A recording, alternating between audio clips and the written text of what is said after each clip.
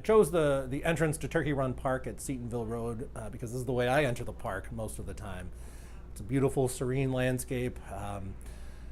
I just sort of feel a sense of calm when I'm coming into that place. It has a nice, open, vast landscape. And that snowy scene, especially this summer, it's been so hot and gross.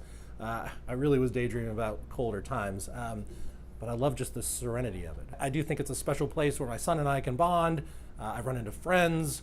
I've made friends out there. I see people I know from all over the place. One of my friends I follow through Instagram and on social media are always posting beautiful pictures. It's just an inspiring place to go. These prints were produced on a letterpress, like we talked about, the 1950 Vandercook. But before we can get to the press and start making the prints, I have to create the images. So from the photograph, the original photograph that I was given to as inspiration, I turn into a line drawing. So I use just simply tracing paper and I start breaking down my layers, layer by layer, color for color, you know? So I draw one layer at a time, separate those out, I scan them into the computer, manipulate them in Illustrator, then I sort of do my color comps in the computer, so I'm able to get an idea of what the final print's gonna look like. From that file then, I separate my colors back out. I create films, like true photographic film.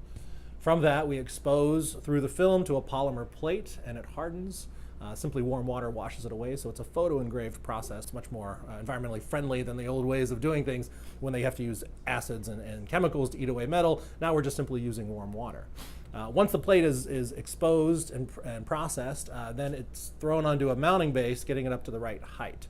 Again, then we're printing one color at a time, one plate at a time. So for the full edition of 450 prints, I ran one color at a time, 450 times, and then I went through the press again. So for 5 colors on this print, we were on press for about 5 days.